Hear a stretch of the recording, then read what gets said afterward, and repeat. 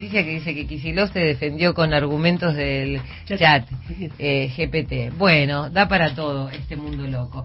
Bueno, vieron que en las últimas horas nos enteramos de que se ordenó a través de una jueza de los Estados Unidos, una neoyorquina, en Estados Unidos, que YPF sea el 51% de las acciones. La jueza se llama Loretta Preska, es en el juicio por la expropiación de la petrolera estatal. Bueno, además de estas cuestiones que tienen que ver con la empresa YPF, sabemos que la expresidenta, por ejemplo, está presa por delitos de corrupción, y así sucesivamente. Por eso nosotros queremos hablar con Cintia Castro, para saber todas las alternativas de las personas que pueden estar detenidas o las medidas que hay que tomar en casos de delitos de corrupción. Hola Cintia, María Areces, ¿cómo estás? Muy buenas noches. ¿Qué tal? Te escucho muy, muy bajito. A ver si me podés... le voy a pedir al operador que me levante el volumen de la comunicación. Ahí está. Yo quiero empezar por lo que ahora parece apagarse con esto de YPF, pero en las últimas horas los fiscales pidieron que se revierta el arresto de Cristina Fernández de Kirchner, que vaya a su cárcel, a una cárcel domiciliaria. Y esto tiene que ver, me parece, con lo concreto y lo técnico de la justicia. Pero, ¿qué pasa con las características de la condena? De la cuestión por la que se le condena, las condenas que vienen, porque en este caso ella está presa por corrupción, pero vienen un montón de causas más. ¿Cuál puede llegar a ser su situación como expresidenta?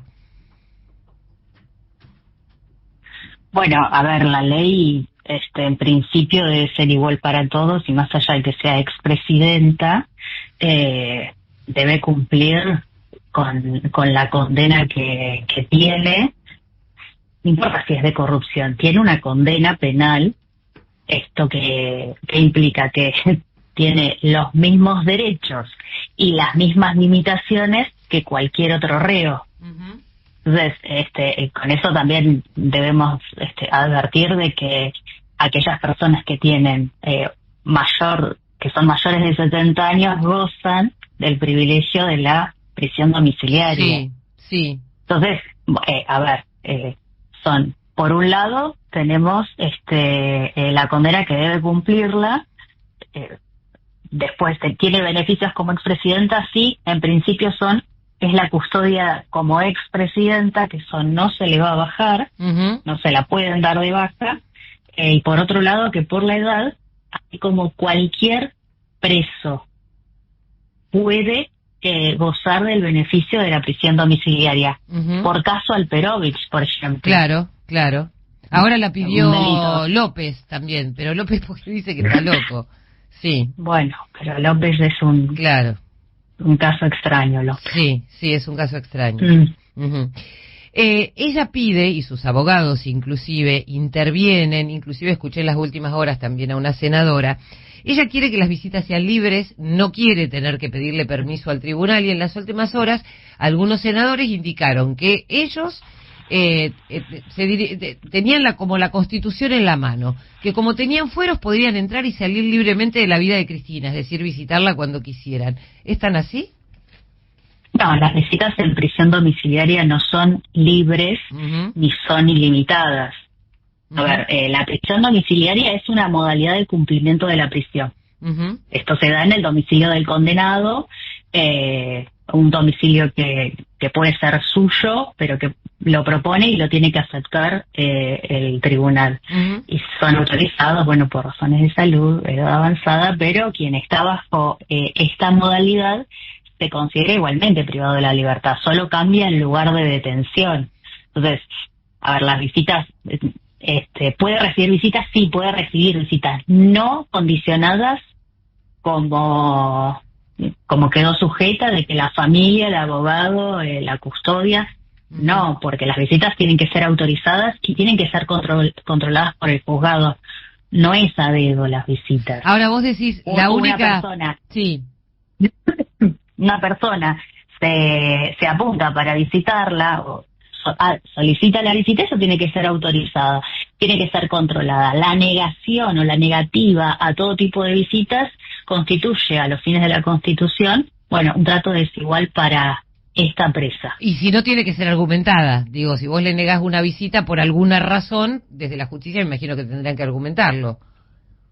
Y claro, igual generalmente se permiten visitas de familiares directos y allegados. Esos allegados, amigos, pueden ser amigos. Claro. O sea, no es que yo no tengo contacto, nunca tuve contacto y pido visitarla o pido visitar a cualquier persona, en el marco de que, o sea, ¿qué lazo tengo? Claro. Bueno, por eso tienen que ser autorizadas en días que establece el juzgado, y lo que sí, no pueden recibir visitas sin control, no pueden tener reuniones, salvo una autorización expresa también del juzgado. Pero lo que no puede hacer el juzgado bajo ningún punto de vista es restringirle derechos que se le dan a otros condenados, también en la modalidad de prisión domiciliaria. Claro. Ahora, en las últimas horas también, de lo que se está hablando, bueno, ya se empezó a hablar desde el principio, pero ahora con más firmeza, sobre todo porque intervino Gorini, respecto de los bienes de las personas condenadas por delitos por corrupción. Ahora la tenemos como ejemplo a Cristina o a otras personas que han estado condenadas. Pero digo, ¿cómo es el proceso para embargarle los bienes y después que los devuelvan al lugar de donde sacaron la plata, que en este caso, entre comillas, sería el Estado? Eso, ¿por qué tiene tanto trámite cuando ya se comprueba que esa plata entró a la vida de esa persona por corrupción? ¿No se saca automáticamente? Bueno, a ver, la ley de extinción de dominio permite reclamar el dominio de los bienes, ¿no? que han sido, pero se tiene que comprobar que han sido provenientes de delitos de corrupción, o incluso los de narcotráfico, aquellos que son de delitos graves también. Es un proceso autónomo al proceso penal. De hecho, es un proceso civil.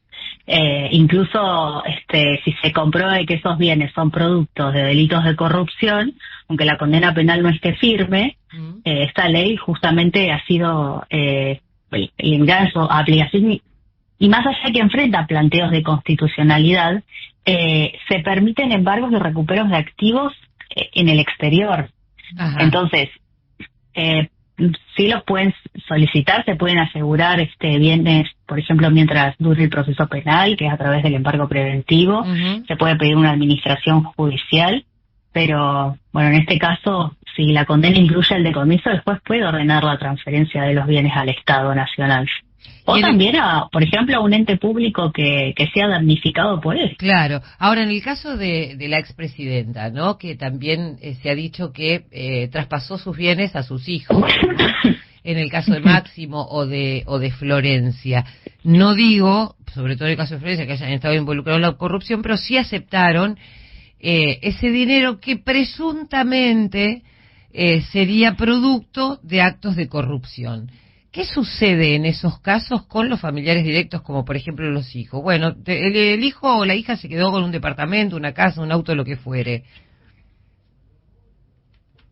Bueno, ustedes fíjense que acá tenemos, por un lado, la legalidad del acto jurídico de traspasar el bien, que no sé si lo habrán hecho por una sesión de derecho, a título oneroso gratuito, pero es el acto de, supongamos que es una sesión, ¿no? O quizás hicieron una donación. Es el acto jurídico del traspaso de titularidad del bien de una persona a otra. Sí. Hay que ver la legalidad de ese acto, claro, por un lado. Y por otro lado se tiene que comprobar que los hijos sabían. Porque más allá del vínculo, acá lo cierto es que no se puede suponer que el otro sabe. Más allá del vínculo. No sé si entiendes. No, perfecto. A ver, entonces, pero suponete, yo tengo a mi papá.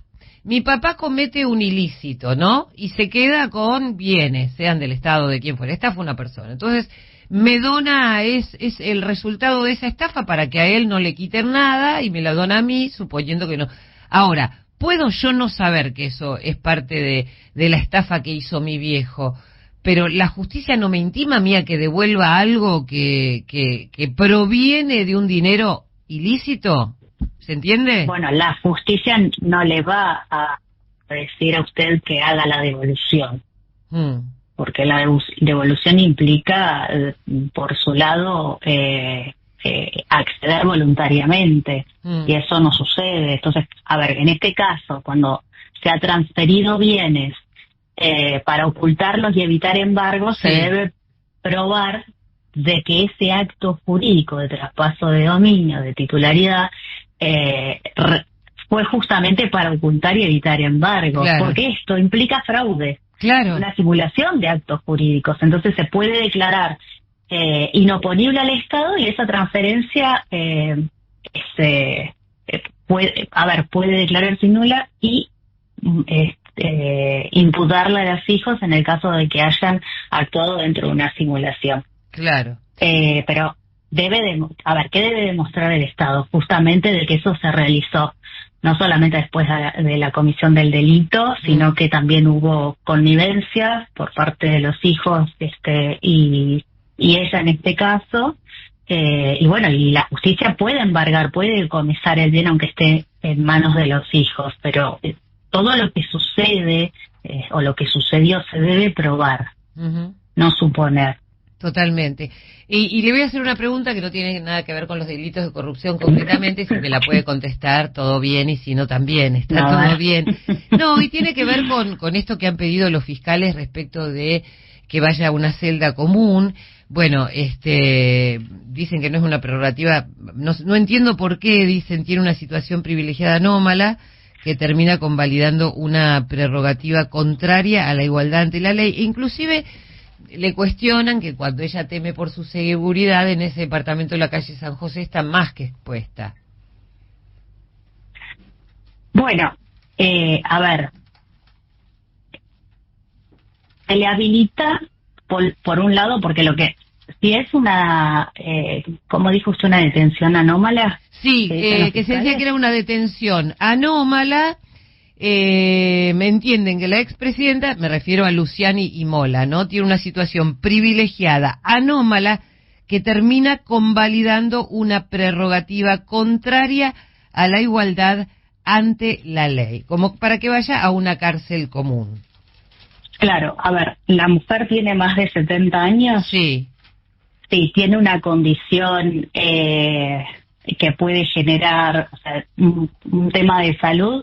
Bueno, es una mujer grande de condiciones, la ley lo dice claramente, mayor de 70 años se supone que siempre hay complicaciones de salud. Aún más, el hecho de ser expresidenta con un intento de, que la quisieron matar, eso es sabido por todos, se la debe proteger, pero también hay una circunstancia, ¿dónde van a meter a los custodios? Claro. Esa es la situación anómala. Claro. Uno entiende que por ahí Luciani, Mola quiere, está perfecto, pero hay una cuestión que se debe comprender, que no se le puede restar derechos por ser Cristina. No, totalmente de acuerdo. Y acá lo que sucede es que molesta la situación. Primero, la vivienda que eligió para... que eso no se lo elige el juez. No. La persona que es condenada propone una vivienda, se la aceptan o no, o si no propone otra, claro. ¿no? Y es un análisis del juzgado, esa decisión de aceptarle. Lamentablemente para esta gente, ella tiene acceso a la calle a través de su balcón, claro. Y bueno, es visible para todo el que quiera pasar y verla, y eso genera una molestia. Entonces la situación anómala que sigue teniendo contacto, aunque sea a lo lejos, con la gente, con las personas que la quieren, eso molesta. Pero acá no hay una cuestión más que el capricho judicial de seguir insistiendo en el encierro de otra forma, ¿no? Sí, yo coincido en que cualquier persona, no importa si es Cristina, es quien fuere, tiene que tener igualdad de derechos ante la ley. Sí, me parecen algunos caprichos medios absurdos que tienen que ver con esto de que eso se transforme en un mitin político y que, o sea, me parece que también en ese caso el resto de los condenados no tienen esa posibilidad de visitas libres ni nada, con lo cual me parece que sea en igualdad de condiciones. La única excepción a esta regla es su cargo de ex vicepresidenta y presidenta y demás. Pero después me parece que es lógico, porque además las penas de las que se las acusa son graves, digamos, ¿no? Pero bueno, tiene que tener, así como tiene todas las obligaciones, también tiene todos los derechos, o las restricciones, mejor dicho, ¿no?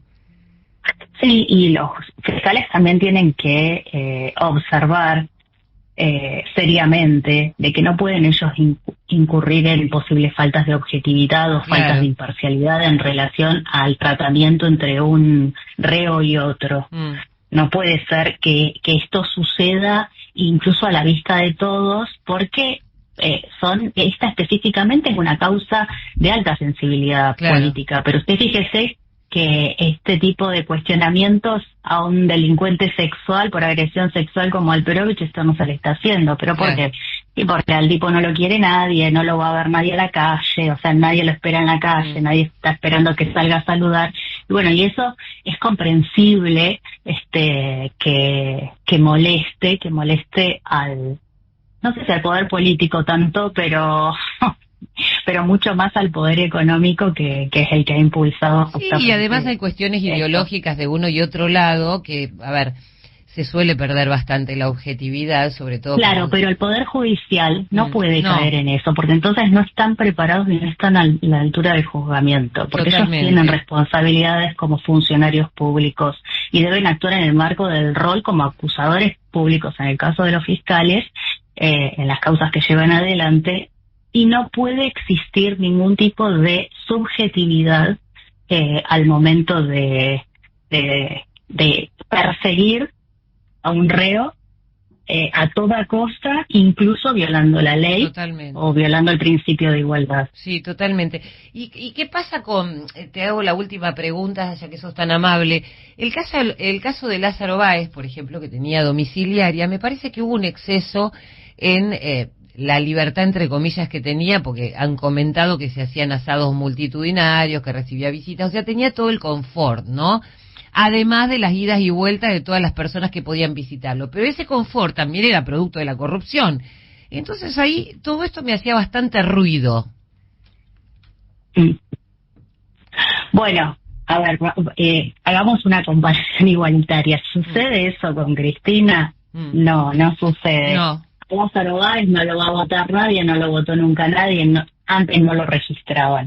Era una persona, no tenía ningún tipo de atractivo político. ¿Se permite? Sí, se permite, pero usted fíjese también el caso de Menem. Sí, en la Quinta de Bostañán. Sí, Menem fue, estuvo mal no recuerdo, 164 días con prisión domiciliaria. Recibía visitas, jugaba al ajedrez y a las cartas con sus amigos, estaba en una quinta donde salía, paseaba por los jardines y leía libros y se podían sacar fotos, y nadie dijo que tenía que era una prisión domiciliaria en condiciones anómalas. No, a ver, coincido en estas cuestiones. Yo creo que así como pedimos la igualdad ante el reo que menos tiene, tenemos que pedir la igualdad con el que más tiene. O sea, seamos lógicos, ¿no? Cuando nos conviene sí, cuando no nos conviene no. Me parece que eso es parte de la evaluación que tiene que hacer la justicia, más allá de lo que podamos decir cualquiera de los mortales, ¿no?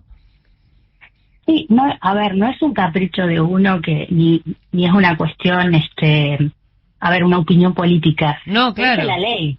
Totalmente. Es lo que dice la ley. Entonces uno no puede ir en contra de eso, porque si no podemos terminar cayendo dentro del marco en el que el poder el poder político dice que existe una persecución a la oposición en este sentido. Entonces pierde objetividad el hecho central, que es más allá de lo que uno pueda pensar con respecto al juicio, pero si existió o no existió objetividad al momento de la persecución penal de los delitos de corrupción. Sí, entonces absolutamente. Uno no puede desviarse. Porque de hecho es lo que todos queremos de la justicia, para unos y para otros, no cuando a alguien no nos gusta decir que la justicia estuvo mal, estuvo bien, perdón, si la condenó, bla, bla, bla, y al revés, ¿no? Me parece que nosotros, los comunicadores, qué sé yo, y sobre todo nosotros, ¿no?, que transmitimos un mensaje, tenemos que tratar de empezar a escuchar eso, a exigirle también a la justicia toda la objetividad posible. Y deben ser objetivos. Y este capricho de perseguir a toda costa y quitarle beneficios a un reo, en contra incluso de situaciones o de casos similares, le resta seriedad. Y ya existe demasiado reproche al Poder Judicial, especialmente yo que, bueno, he hablado mucho y escribo sobre esto. Siempre hay connivencia entre el Poder Judicial y el Poder Político de turno. Sí. Entonces, ese reproche de la falta de calidad de justicia que tenemos, la falta de funcionarios judiciales ejemplares de los que carecemos, ¿no? Genera mayores sospechas. Sí. Cuando tenemos fiscales de que están obsesionados con quitarle derechos a un reo y no pueden reconocer que la ley se los otorga, aunque estén condenados. Te agradezco muchísimo, Cintia, la verdad que sos muy amable, y gracias por poner luz en algunas cosas en las que muchas veces las necesitamos y tratar de tomar distancia de lo que cada uno piensa respecto de determinadas situaciones. Hay una ley y punto. Me parece que eso, qué sé yo, puede tener distintos puntos de vista o algunas interpretaciones hechas por los hombres, pero me parece que hay cosas básicas que son fundamentales, así que te agradezco mucho, Gracias a ustedes, han sido muy amables. No, por favor. Bueno, Cintia Castro, abogada especialista en delitos de corrupción. Pausa, noticias y ya volvemos.